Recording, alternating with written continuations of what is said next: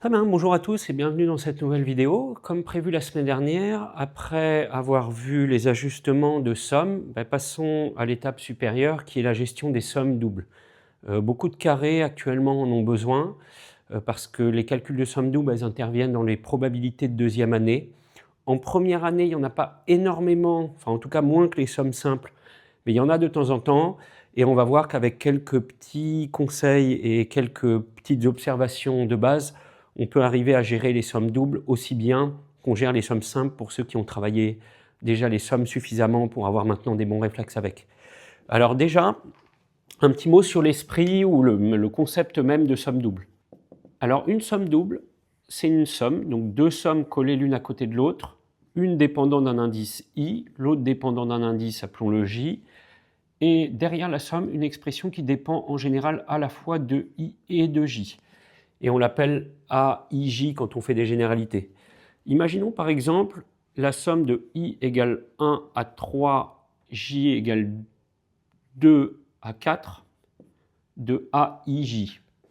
Alors comment on peut développer une telle double somme? Les sommes simples, ça peut se développer avec des trois petits points ou se développer de manière exacte. Les sommes doubles aussi.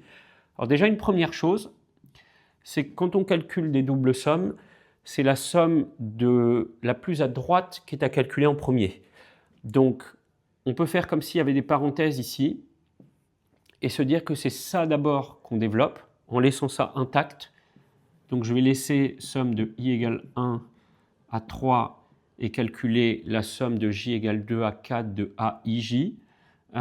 Si on développe ça, donc pour j égale 2, puis 3, puis 4, on obtient AI2 plus AI3 plus AI4. Okay. Et après avoir calculé cette première somme, se présente donc la somme de gauche, et celle-là, pour la calculer, on applique i dans tout ça, en 1, puis en 2, puis en 3. Donc pour i égale 1, on obtient A12 plus A13 plus A14. Je vais le faire en dessous, pour i égale 2, on obtient A22 plus A23 plus A24. Et pour enfin i égale 3, on obtient A32 plus A33 plus A34. Et il apparaît qu'en fait, donc on a 9 termes en fait dans cette double somme, et c'est en fait tout comme si on avait sommé les termes d'un tableau à double entrée dans lequel on a un indice i qui varie donc de 1 à 3, là, et l'indice j qui varie de 2 à 4, et que on ait pris toutes les cases du tableau de type A1, 2, je vais les mettre toutes quand même, A1, 3, A1, 4, A2, 2, A2, 3, A3, 2, A3, 3, A3, 4. Et on voit que la somme des cases de ce tableau, c'est ce total-là. Et dit à l'envers, ça veut dire que calculer une somme double, c'est d'une certaine manière calculer la somme des termes d'un tableau. De même que calculer une somme simple, c'est calculer la somme, si on veut, des termes d'un tableau à simple entrée. Et c'est pour ça que pour les carrés qui sont sur les coupes de variables en ce moment, comme dans les coupes de variables, on range souvent les données dans un tableau à double entrée, il n'est pas étonnant, vu comme ça, qu'apparaissent dans les calculs de proba, du coup, des sommes doubles. Et oui, j'ai oublié d'ailleurs de mettre un j ici que je rajoute tout de suite. Donc c'est j qui varie de 2 à 4. Ok, on va garder cette idée et ce concept-là. Alors, une fois ça compris, je n'ai pas donné d'exemple concret, là j'ai fait un exemple théorique. Si on fait ça sur un exemple concret, mettons somme de i égale 1 à 2, somme de j égale 1 à 3 par exemple. La notation AIJ voulant dire qu'ici on a une expression qui dépend de i et de j. Mettons qu'on ait par exemple i sur j. Alors le développement de cette double somme, je vais faire comme j'avais fait avant mais en accéléré. Je laisse la somme en i, je développe la somme en j. Donc celle en j, j varie de 1 à 3, donc on va avoir i sur 1, donc i, plus i sur 2, plus i sur 3. Et maintenant on fait agir i, donc il y a pour i égale 1 déjà, 1 plus 1 sur 2 plus 1 sur 3. Et ensuite, pour i valant 2, on a 2 plus 2 sur 2, je fais exprès de le laisser comme ça, plus 2 sur 3. Et donc cette double somme, elle a donné 6 termes qui correspondent en fait à toutes les valeurs de type I sur J qu'on pourrait ranger dans un tableau à double entrée en imaginant pour I toutes les possibilités de 1 à 2 et pour J toutes les possibilités de 1 à 3. Voilà pour le concept. Alors maintenant, techniquement, comment on s'y prend quand on doit calculer de manière plus théorique des doubles sommes? Souvent, les étudiants trouvent épineux le calcul de double somme, y compris les étudiants qui sont bons en calcul de sommes simples, alors que comme on va le voir, celui qui a fait l'effort d'arriver à calculer vraiment très bien des sommes simples a fait presque 90% du travail pour arriver ensuite à calculer des sommes doubles. Alors il faut quelques petites idées de base et on va les donner. La première, je vais utiliser une terminologie ici qui est personnelle, qui n'est pas au programme, peut-être à pas dire tel quel en colle, sinon vos colleurs vont peut-être vous retoquer. Mais on va rencontrer deux grands types de sommes doubles. Les sommes qu'on va appeler avec bornes indépendantes, donc terminologie personnelle, c'est celles dans lesquelles il n'y a pas de redondance entre l'indexation de la première somme et l'indexation de la deuxième somme. Par première somme, j'entendrai celle de gauche, et deuxième somme, celle de droite. C'est-à-dire quand on a une somme qui va de I allant de 1 à N, J allant de 1 à M, de A, I, J. Là, I ne concerne que la somme de gauche, J ne concerne que la somme de droite, on dira que les sommes sont indépendantes. Quand les sommes sont indépendantes, le réflexe à avoir, c'est qu'on peut, si on le juge bon, les permuter et échanger la place des deux symboles. Et on obtient du coup somme de J égale 1 à M, somme de I égale 1 à N des A, I, J. Ce n'est pas toujours nécessaire, mais c'est bon de savoir qu'on a cette potentialité-là et que si c'est pertinent d'échanger les deux sommes, ben on est tout à fait en mesure de le faire si les deux sommes sont indépendantes. Alors le plus spécial, c'est les sommes avec bornes dépendantes. Donc pareil, hein, c'est une terminologie qui est personnelle. J'appelle bornes dépendantes les configurations dans lesquelles on a l'indice de la somme de gauche qui revient dans la somme de droite, ou plutôt dans une borne de la somme de droite. Le cas vraiment typique qui arrive le plus souvent, c'est quand on a somme de I égale 1 à N, somme de J égale 1 à I, des A, I, J. Et là, on voit que le I qui est là, il est présent aussi là, et c'est pour ça qu'on qualifie ces sommes de dépendantes. Alors là, il y a une manipulation à connaître, qui est technique, mais qu'on va faire tout de suite. Quand on a deux sommes collées l'une à côté de l'autre, il se trouve qu'on peut les fondre en une grosse somme, pour peu que l'indexation de la grosse somme récapitule toutes les informations contenues dans la double somme. Qu'est-ce que je veux dire par là? C'est que déjà, dans cette somme-là, on sait que I varie de 1 à N. Donc, on peut faire figurer ça en disant que I varie entre 1 et N, et rien que le fait d'écrire ça récapitule en soi tout ce symbole-là, toute cette somme-là. Maintenant, on a une autre information qui est due à la somme de droite, qui est que J, lui, varie de 1 à I. Et c'est pour ça que j'ai laissé un petit espace ici, pour montrer que J, lui, on peut le placer, le faire varier entre 1 et I. Et si on regarde, la double inégalité, triple inégalité qui est là, en elle-même, elle contient toutes les informations contenues par la double somme qui est là, et c'est comme si cette double somme, on l'avait fondue en une grosse somme qui récapitule les deux petites sommes. Derrière, remettons A, I, J. Et la manipulation à connaître, c'est la suivante. Comme on s'est dit ici, des sommes avec bornes indépendantes, si on le souhaite, on peut les intervertir. Et bien des sommes avec bornes dépendantes, on peut aussi les intervertir de la manière suivante. Après avoir changé les deux sommes en une grosse somme, on peut remettre J en premier, parce que là J était en deuxième, je le remets en premier, mais en constatant que J varie de 1 à N, au sens le plus large possible, donc je mets J de 1 à N, tandis que I, au sens strict, il varie lui de J à N. Et bien du coup, dans la somme qui est là, mettons I variant de J à N, de A, I, J, et on obtient cette formule d'interversion de sommes dépendantes, somme de I égale 1 à N de somme de J égale 1 à I de A, I, J égale somme de J égale 1 à N de somme de I égale J à N des A, I, J. Et vous voyez peut-être que je la connais toujours pas par cœur, après 20 ans à la pratiquer, cette formule d'interversion de double somme, mais c'est parce que je refais ça à chaque fois, et je sais que je suis confiant quant au fait qu'en refaisant le passage intermédiaire avec la grosse somme, je vais réussir à intervertir de toute façon les deux doubles sommes.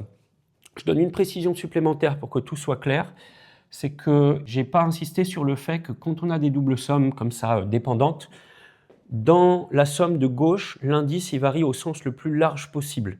I varie ici de 1 à n, et ça se matérialise là, dans cette information-là, par le fait que I varie dans son intervalle le plus large possible, de 1 à n.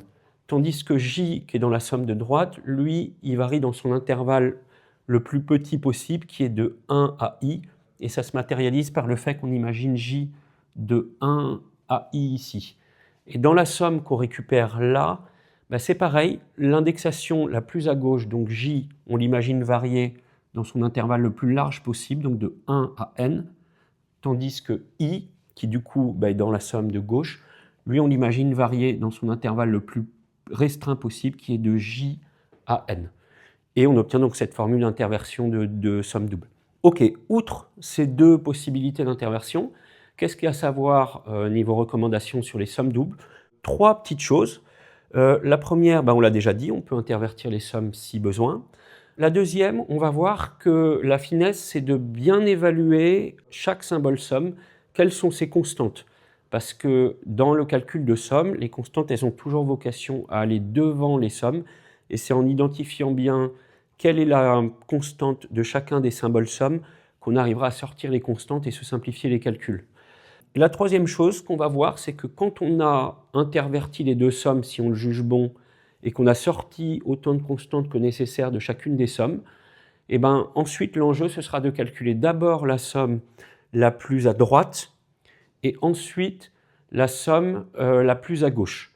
Et donc on va avoir deux calculs de somme consécutifs. En fait, une double somme, ça ne se calcule jamais d'un coup d'un seul, ça se calcule en calculant la somme de droite d'abord, et une fois qu'on l'a calculée, en affrontant la somme de gauche. Alors il reste à voir sur des exemples ce que ça peut donner. Prenons par exemple ça. Somme de I égale 0 à n, de somme de J égale 0 à m, de A puissance I plus J. On veut calculer cette double somme. OK. Alors, première chose, ici, les bornes sont-elles indépendantes ou dépendantes? Elles sont indépendantes parce que cette somme ne concerne que I et cette somme ne concerne que J. On sait que si on s'aperçoit que c'est une bonne idée, on peut les intervertir. Est-ce que c'est une bonne idée ou pas? Alors peut-être, mais il y a une idée prioritaire qui est que ce A puissance I plus J, on peut aussi le voir comme un A puissance I fois A puissance J. Ça, à ce stade, ça peut devenir un réflexe pour tous les bisus et ça doit être un réflexe pour tous les carrés. Et ça apporte une petite manipulation possible qui est que dans cette somme-là, qui dépend de J, le facteur A puissance I est une constante du coup, parce que A puissance I ne dépend pas de J. Et donc, ce facteur, en tant que constante de cette somme-là, on peut venir le sortir et le mettre là.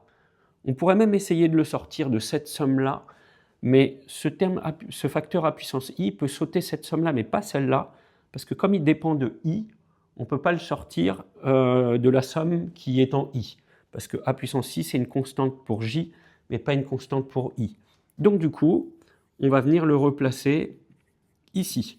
Et ça induit en fait une multiplication entre ça et ce qui va rester là, qui est la somme de J égale 0 à M de A puissance J. Ok, qu'est-ce qu'on gagne à avoir fait ça? On y gagne le fait que cette somme-là, c'est avec les formules de somme habituelles, c'est une somme géométrique, et donc on peut la calculer. Et comme prévu, c'est la somme de droite qui est calculable en premier. Et bien calculons-la. Donc somme de J, I égale 0 à N, ça on le laisse. A puissance I, on le laisse. Et ça, on peut le calculer. Alors j'aurais dû préciser que I est différent de 1 pour qu'on puisse appliquer la formule de somme géométrique. J'aurais dû préciser que A est différent de 1 pour pouvoir utiliser la formule de somme géométrique. Et on s'était dit dans la précédente vidéo que pour ça, il faut que la raison soit dite de la somme soit différente de 1. Donc, si c'est bien le cas, cette somme-là, elle vaut donc a puissance 0 moins a puissance m plus 1 sur 1 moins a, car a différent de 1. Elle vaut donc, on obtient donc somme de i égale 0 à n de a puissance i fois a puissance 0 qui fait 1, moins a puissance m plus 1 sur 1 moins a. OK. Et donc, après avoir battu la première somme, ben, il nous reste à battre la deuxième somme. Ça me fait penser un peu dans les jeux vidéo, quand on arrive à la fin d'un niveau et qu'on pense qu'on a battu le boss de fin, et qu'en fait, après avoir battu le boss de fin, on se rend compte qu'il y en a un encore plus gros qui arrive derrière et que le premier qu'on a battu, c'est pas le vrai boss de fin, c'est un peu le sous-boss, et qu'après avoir battu le sous-boss, ben, il faut battre le gros boss. Là, c'est un peu pareil, on les affronte pas les deux en même temps.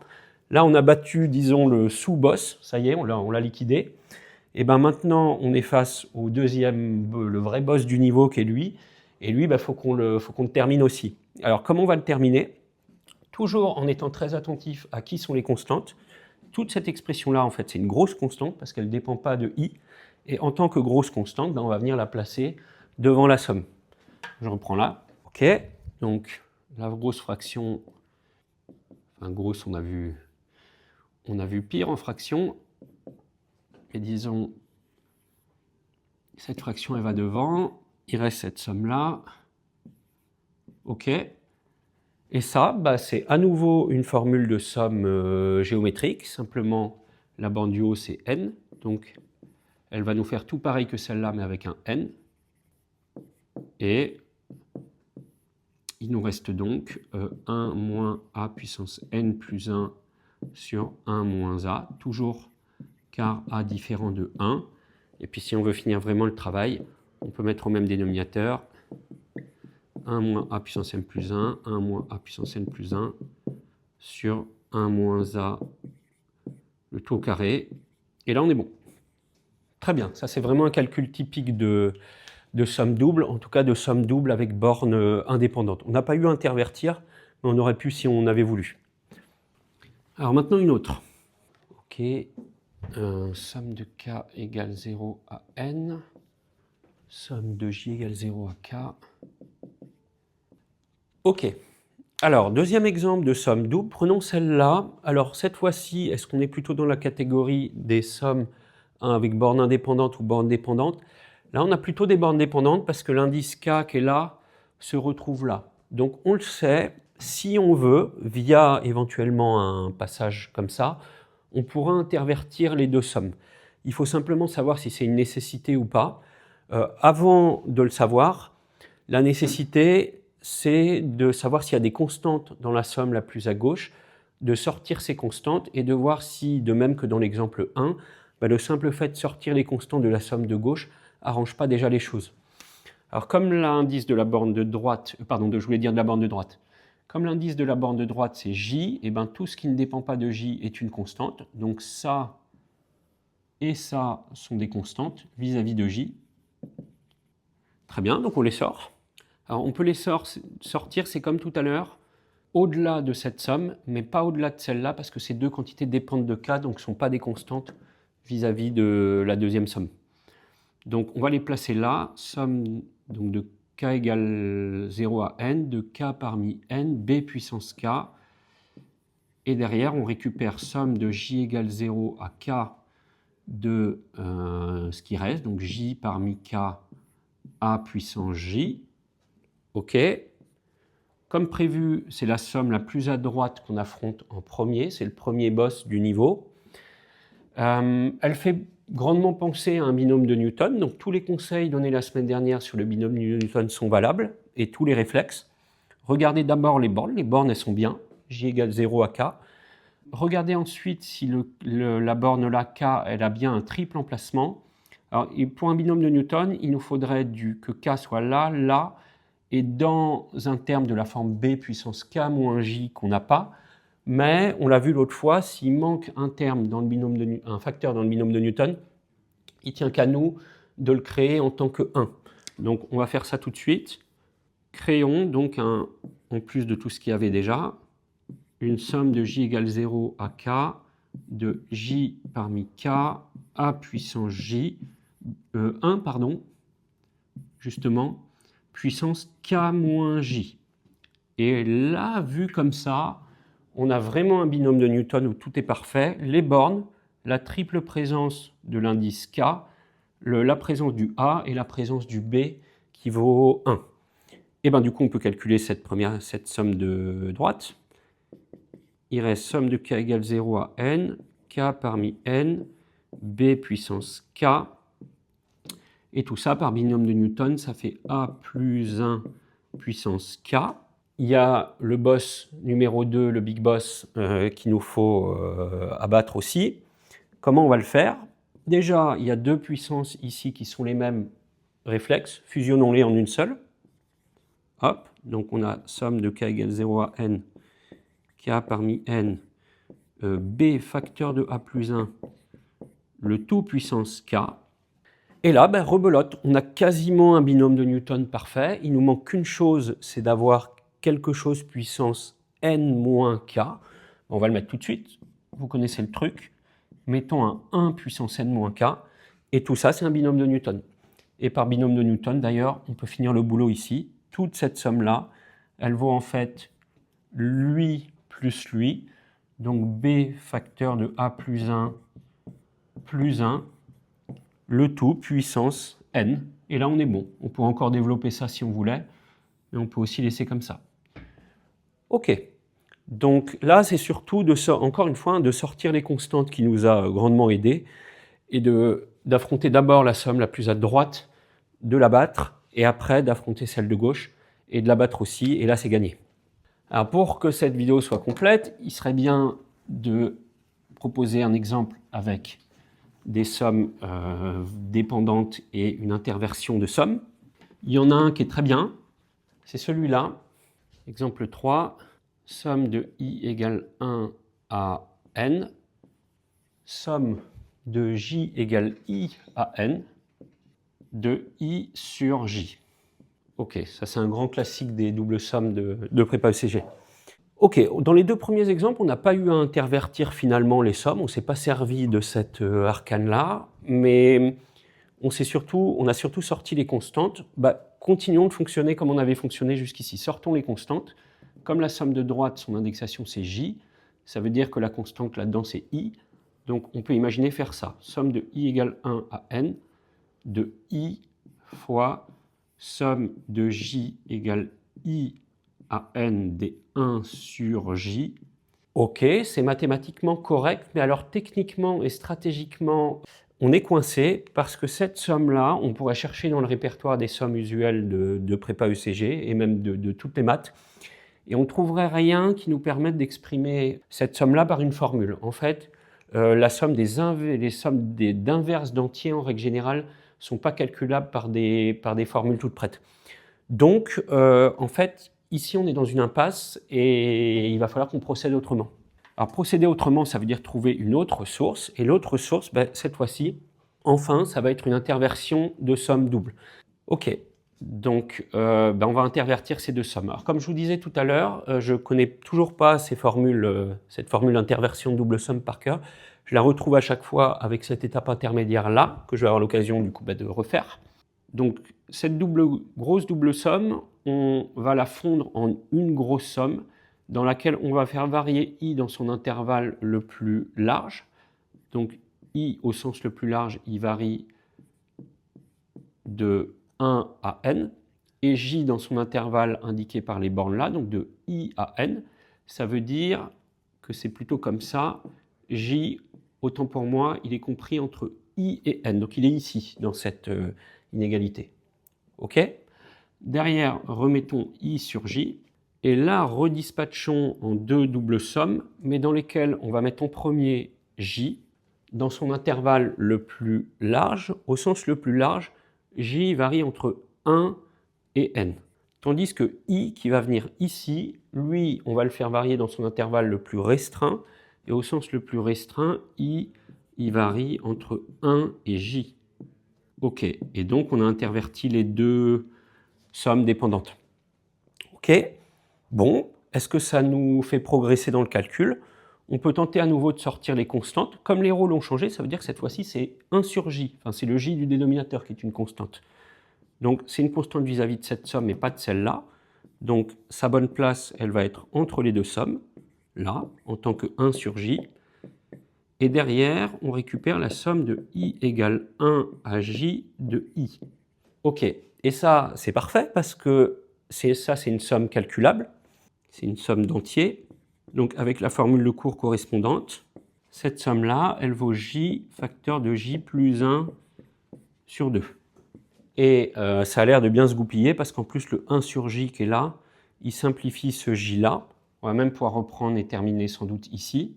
Parce qu'il reste du coup somme de j égale 1 à n de j plus 1 sur 2. OK. Le 2 du dénominateur, mettons-le devant. Faisons somme de i de 1 demi de somme de j égale 1 à n de j plus 1. OK. Entre parenthèses.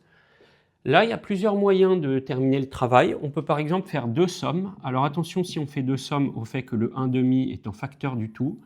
Donc on a la somme de j égale 1 à n de j plus la somme de j égale 1 à n de 1. Et chacune de ces 2 sommes est calculable. La première, elle fait n plus 1 sur 2. C'est à nouveau la somme c'est déjà la formule qu'on avait utilisée là, mais avec une borne du haut qui vaut n. Et la deuxième, c'est la somme d'une constante. Et la somme d'une constante, ça fait borne du haut moins borne du bas plus 1 fois la constante. Donc ça va faire n moins 1 plus 1 fois 1. En fait, elle fait n. Et pour finir, il reste donc 1 demi facteur de n plus 1 sur 2 plus n. Voilà, à mon avis, si vous avez ça, vous avez l'arsenal pour les doubles sommes. Je récapitule les grandes idées. Connaître les méthodes pour intervertir les deux doubles sommes. Identifier qui sont les constantes de chaque somme, c'est quand même ça qui nous a beaucoup aidé à chaque fois. Et puis toujours, calculer la somme de droite en premier. Et quand on l'a battue, affronter la somme de gauche. Et là, on sera face à un calcul du coup d'une simple somme. Voilà, ça fait le tour. Ça fait plusieurs semaines qu'on est sur les sommes. La semaine prochaine, il y aura une petite vidéo sur les calculs de produits, parce qu'on n'en a toujours pas parlé. Et, il est temps qu'on en parle aussi avec quelques analogies avec le calcul de somme. Merci beaucoup et à la semaine prochaine.